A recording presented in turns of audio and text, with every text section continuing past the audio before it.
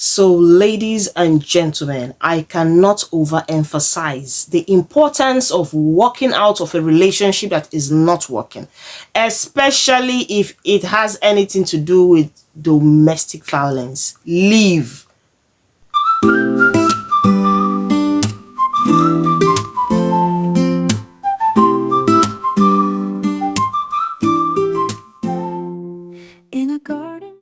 Welcome back to my channel. My name is Adora, and if you're just coming across this channel for the first time, thank you very much for stopping by. Now, when it comes to relationship, when it comes to marriage, I am not sentimental in some aspects. I am not biased in some issues. And then when it comes to the issue of unhappiness, especially when it's about domestic violence, there is no amount of sentiments that should be attached to it. No amount of sentiments should be attached to it. Like, you are the one involved, you're the one wearing the shoes in that marriage or in that relationship. So you don't need anybody to tell you how you should behave or how you should react when certain things you are facing is beyond your control. Now, if you have heard about this story, it has been trending online for a while, especially on TikTok, about a Nigerian man that unalived his Nigerian baby mama. So just in case you don't understand, this Nigerian man sent his baby mama, who's also Nigerian, to the great beyond. And this woman is a mother of 3. Now, these two are based in France. And one thing led to the other. They had issues. They had misunderstandings, like every other relationships do. But this man went extreme and decided to make this woman disappear from the surface of this earth. Now, they had an issue a certain day, and it was said that he actually pushed this woman. She fell and died. After doing this abominable act, he went ahead to construct a more demonic act. And guess what that was? He chopped this woman's body parts and stored in the fridge. Just in case you didn't get that. I mean, he cut her body parts into pieces and put them in the fridge and went about as if nothing happened. But unfortunately, as luck would have it, he was caught. Now, I'm not going to go into details on how their relationship or their marriage or whatever was in the past. I don't know. I don't care to know. But the summary of what happened is what I have just said. That a man sent his baby mama to the great beyond, leaving 3 children here. Now, are you a man or a woman involved in a domestic violence relationship or marriage? And you are sitting down there listening to what society is going to tell you, because you know one thing, society always have a contribution to everybody's life. Society is going to come and tell you, oh, you know, try and make it work, then try and pray, and check your attitude, check your character. Maybe there's something you're doing that you shouldn't be doing. Try and change. And sometimes, in most cases, they tell, if it's a woman, they tell the woman, try and pray for him. You know what, men fall into temptation a lot. If you don't pray for him, you know, he might be tempted to do 1 or 2 things, and they will tell you to keep going to the church, go and sow a seed for him, go and fast for him, and all of that. And you that you are in the situation, you know, it's very obvious to you that this is not working out. It's obvious to you that he hits you every time. It's obvious to you that every little argument you have, he's slapping you, he's pushing you around, shoving you from here to there, he's matching you on the floor. You know. And yet society will come and tell you, pray harder, work harder. Don't just go out, because the minute you walk out, another person will walk in. They tell you things like that. Or sometimes they will tell you that, you don't even know how outside is. You don't know who he is. Better you stay with the devil you know than the angel you don't know. That when you leave him now, or when you leave her now, you might not find somebody better than him or her. So just manage. They tell you things like this. And by the time people keep saying things like this to you, it starts to sink. You start feeling, oh, it's true. Who knows? If I leave him now, if I leave her now, am I going to be able to find somebody else? The fear of being lonely sets in. And because a huge majority of us don't want to be lonely. We just want to hang around people. We just want people around you, whether it is working or not, whether it is making sense or not, whether you are happy or not, just be around me. A lot of people are actually scared of being alone. So instead of being alone and having their peace, which they don't know they would have, they decide to stay with that person who is frustrating their lives. Now, in most cases, these people that attend as society could comprise of your family and friends. They probably will be the ones to tell you, "Wah, manage it, oh, outside is not rosy.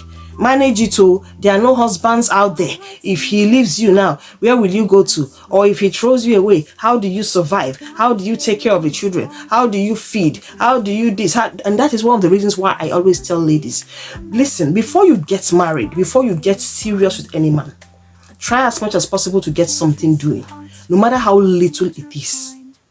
No matter how small that thing is, either you get a job or you get a business. Just get something that will fetch you money from time to time, so that you will be able to fall back on something just in case anything happens.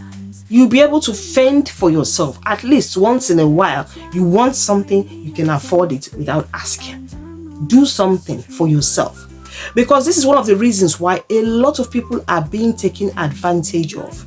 When the opposite person, when your partner finds out that, oh, he or she doesn't even have money or doesn't have anything to fall back in case anything happens, they take advantage of you, because they know that after all, you will still come back begging. You will still come back asking for their help financially. So let them deal with you. When they deal with you, you will be the one to apologize for them dealing with you, because you know you're about to ask for money.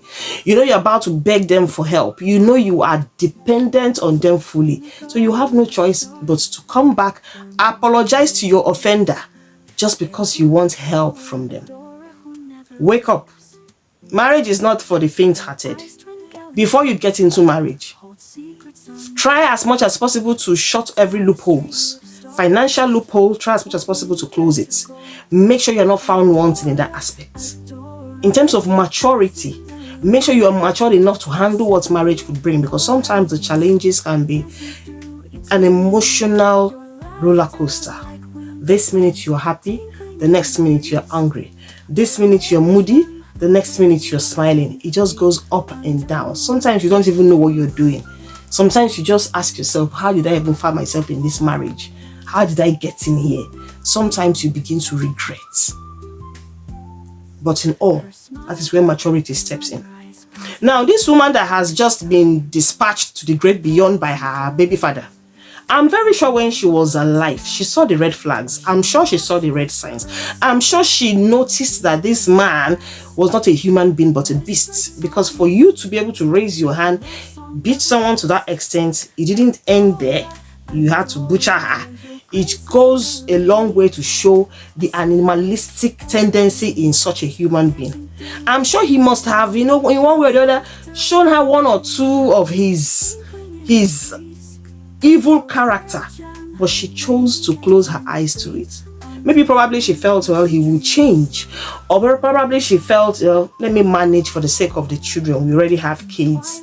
If he goes, if I decide to end the relationship, who's going to assist me with the children? Who's going to help me with this? Who am I going to be with? Am I going to be lonely? I'm sure she must have seen all this and decided to shove it aside and just continue. And this is what a lot of us are actually facing at the moment.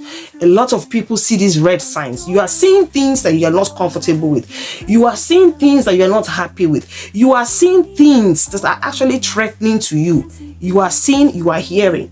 In some cases, this person living with you or staying with you or in a relationship with you is telling you both directly and indirectly what he or she is going to do to you.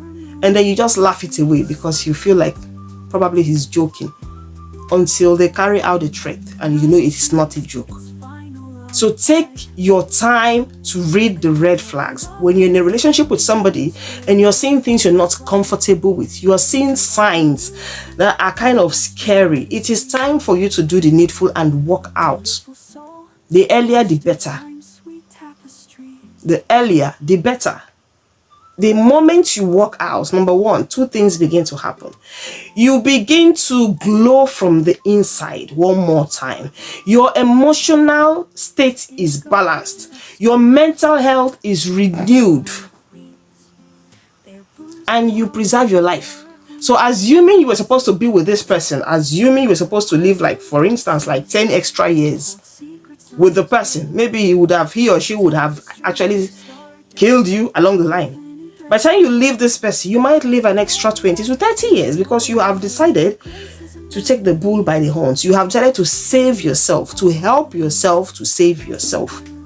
So be very, very careful when you're involved, or if you are involved in anything that has to do with a setting like this, where there are fights and all of that, especially when it comes to the physical aspect. Please, please, please, no sentiments should be attached. It's for your own good.